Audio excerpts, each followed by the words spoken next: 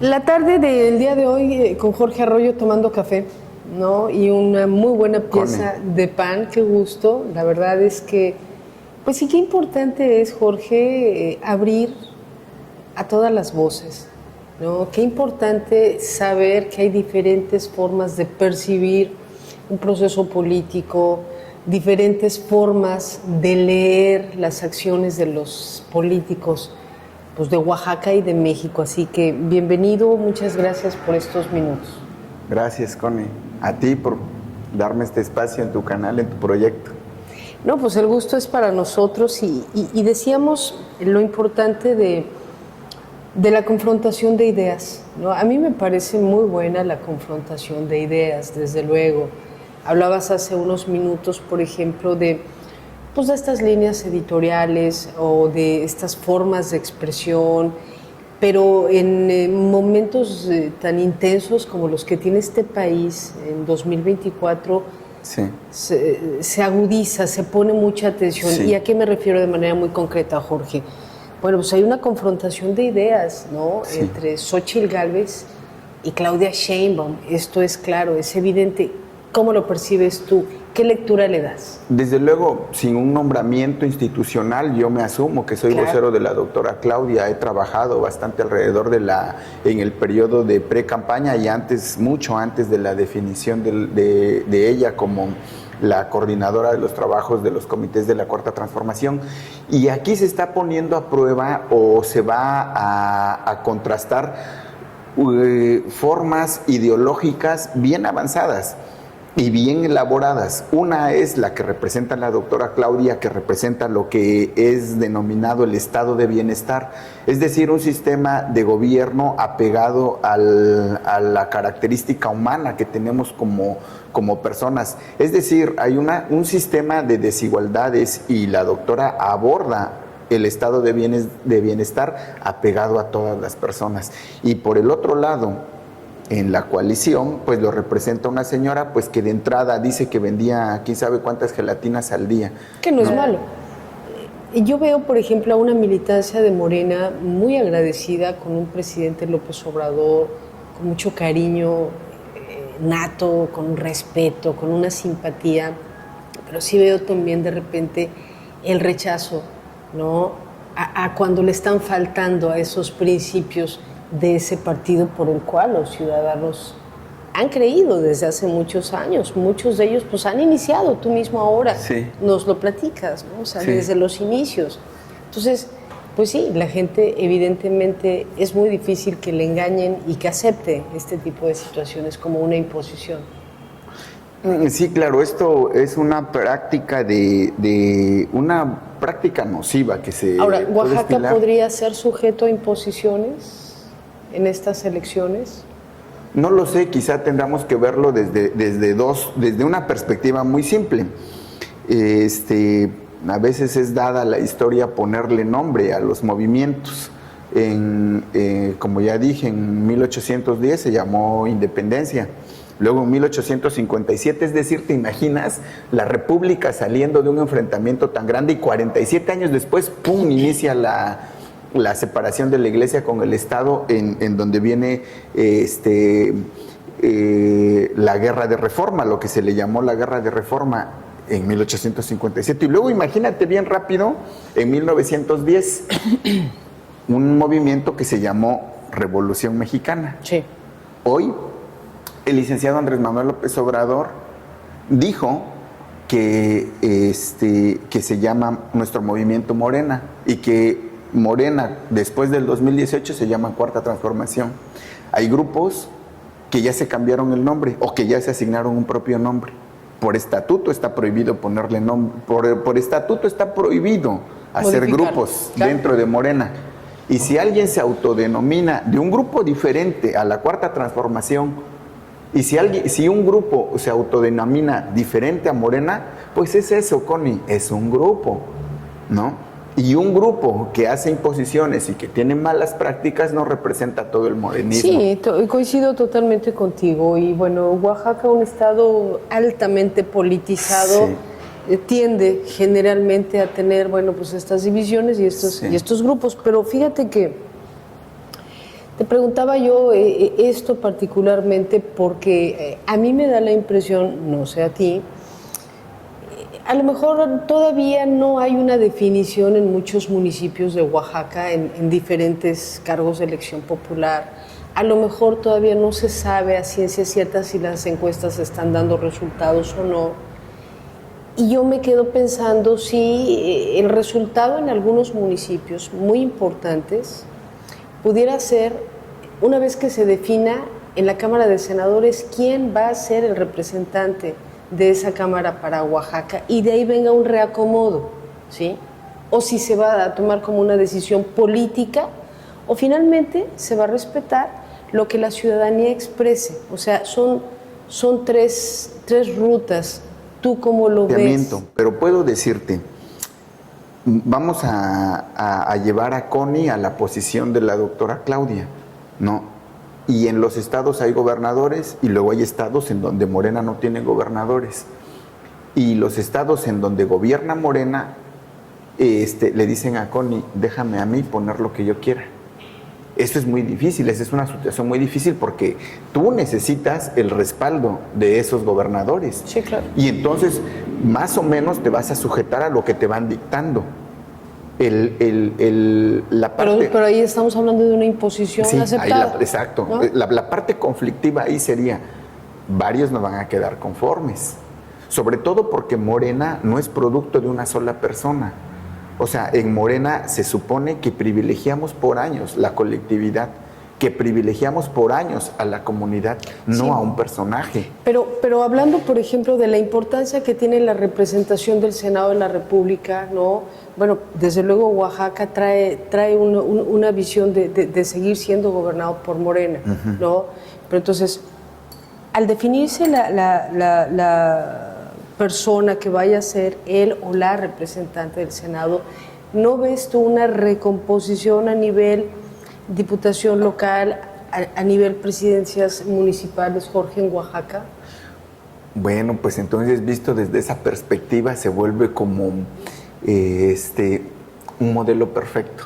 Nosotros esperaríamos que nuestros compañeros que queden para el Senado busquen una reconfiguración de la política a nivel de territorio, claro, en donde los grupos todos queden representados, en donde los aspirantes todos queden representados.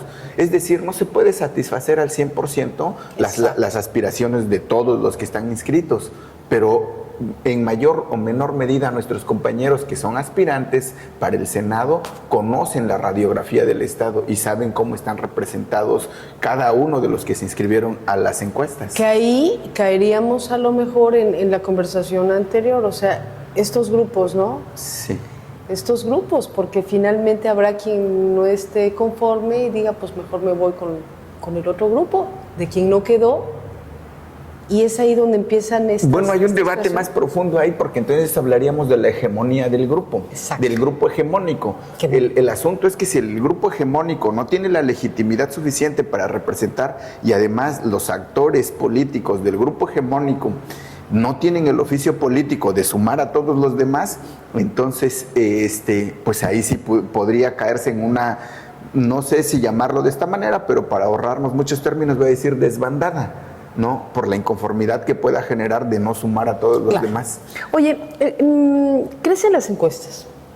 Sí, yo creo Morena, soy un militante de Morena comprometido, soy un soldado de Morena y le creo a las encuestas. Me refiero a las encuestas, sí, le creo. A las encuestas que tienen ahorita, le creo fielmente, rumbo al proceso electoral. Sí, le creo fielmente. Fielmente. Sí. Pues todo el mundo tiene encuestas, ¿no? Cualquier persona que está ahorita buscando una aspiración puede pagar sus propias encuestas, puede tener ciertos números, pero en sí las encuestas que tiene el Movimiento de Regeneración Nacional, ¿cómo las ves? ¿Cómo te ves en esas encuestas tú? Primero analicemos. Las encuestas y los grupos de enfoque son instrumentos de medición de opinión pública, por un lado. Por otro lado, las encuestas que tú cargas debajo de tu axila y que puede andar cargando cualquiera, pues son las que tú hiciste. No, o sea, tú vas a hacer tu encuesta como tú quieras, sí, y vas a publicar los resultados como tú quieras, sí, ¿no? Claro. O sea, vamos a poner la similitud en donde Connie está concursando para la encuesta y como está rodeada de todos sus medios de comunicación, va a decir que Connie va arriba. O sea, no sería antinatural que reconocieras que vas perdiendo. Vamos a cambiarle un poquito el tema porque hay un punto en particular en donde Jorge Arroyo, bueno, pues ha estado al centro, ¿no? De repente de la información. ¿Estuvo Jorge Arroyo involucrado o no en esta tragedia de San Mateo del Mar? En los acontecimientos de San Mateo del Mar, tengo que decir una cosa y te lo digo categóricamente, Connie. No toqué a nadie, no estuve en los acontecimientos, pero además quiero describir de manera respetuosa y somera también, porque es muy largo el contexto, los acontecimientos de San Mateo. Nosotros en San Mateo teníamos mucho trabajo político de por lo menos 10 años, ¿no? En San Mateo del Mar, nuestros compañeros, los que murieron y otros que viven y que sobrevivieron a esos acontecimientos, eran la vanguardia progresista o avanzada que luchaba contra el mal gobierno en San Mateo del Mar. Hoy manda un mal gobierno, hoy existe un mal gobierno. Y esas personas que hoy gobiernan le quitaron. Bueno, voy a retomar el asunto en donde varios años estuvimos haciendo trabajo político. Nunca habíamos ganado San Mateo del Mar, hasta cuando nuestros compañeros asesinados ganaron en San Mateo del Mar. Y cuando ganaron, ¿sabes qué hicieron? Se puso de acuerdo el gobierno estatal, que representaba Alejandro Murat, a través de la Secretaría General de Gobierno y con la participación de la presidenta del Consejo General del Instituto Estatal Electoral y de Participación Ciudadana de Oaxaca, el IEPCO, o el OPLE local, que también se le denomina. Ella le revocó el mandato a nuestro compañero, a un compañero de nosotros que se llama Dino, o Bernardino, se llama, y como se llama Bernardino, pues le decimos.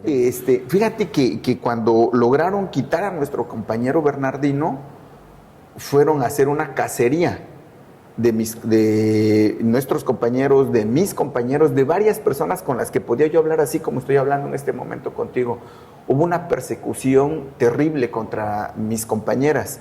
¿Qué valentía puede haber del gobierno que actualmente está en San Mateo en ir a perseguir mujeres? Bueno, las fueron a perseguir, las sacaron de su casa, de sus casas, acompañadas de sus hijas, porque la mayoría tenía hijas mujeres. Las arrastraron desde sus casas hasta la celda local de ahí de Huazantlán del Río. Varias de ellas fueron violadas. Ellas se inconformaron en Salina Cruz, aquí en la delegación de la Fiscalía. ¿Y sabes qué? No le tomaron la declaración, no les hicieron los análisis médicos que se le hace a cualquier persona que tenga lesiones.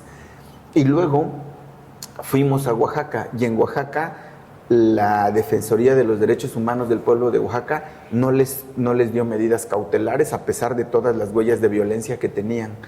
La Fiscalía del Estado, que en ese entonces, no me acuerdo en este momento del fiscal, tampoco levantó una denuncia por violación y por ¿A qué atribuyes todo este manoseo y todo este mal manejo? A los caciques locales y a los intereses económicos que tienen y mantienen, porque hasta este momento lo mantienen.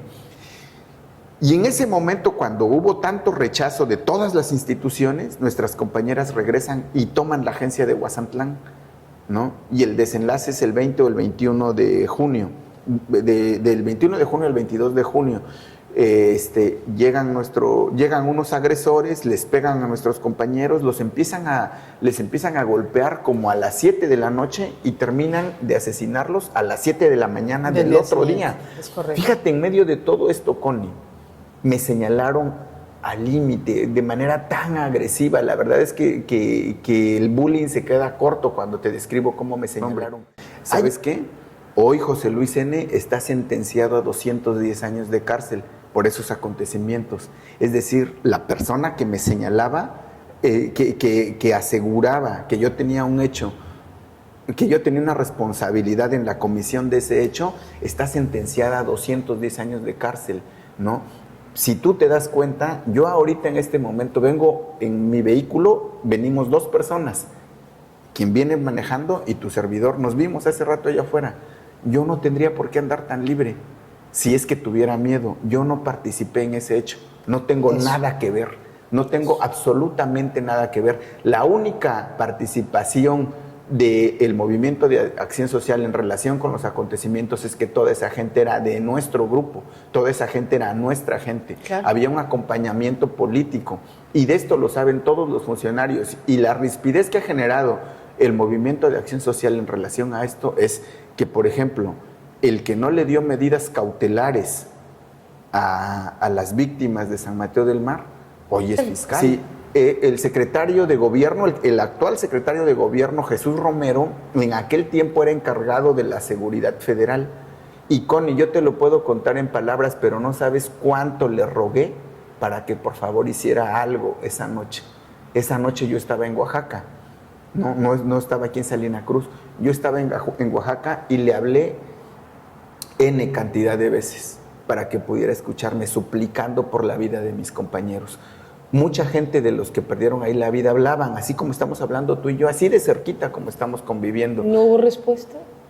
Y la respuesta se limitaba, ya van. Imagínate, inició a las 7 de la noche, terminó a las 7 del otro día, es decir, tuvieron 12 horas para actuar y no hicieron nada. Así que yo te agradezco mucho estos minutos, Jorge. ¿Algo con lo que desees concluir? Es decir, no vamos a tolerar que vulgares ambiciosos tomen el poder, y sobre todo bajo las siglas de Morena, porque nos ha costado mucho.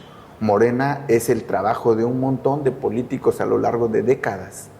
Morena es el trabajo político de jóvenes brillantes que murieron en los 70s, en los 80s, esperando una verdadera apertura democrática. Y no vamos a defraudar su memoria. Y no vamos a entregarles de manera fácil las posiciones de poder. O sea, no es nada más el cargo administrativo, es la posición de poder lo que se debate. Claro. Yo creo que dejamos un segundo café. Sí. ¿No? Sí, está bien. Una segunda parte de la charla. Sí. Pues ha sido un gusto conversar esta tarde contigo, Jorge Royo. Muchas gracias. Un gusto, Connie. Gracias. Y gracias a tu público.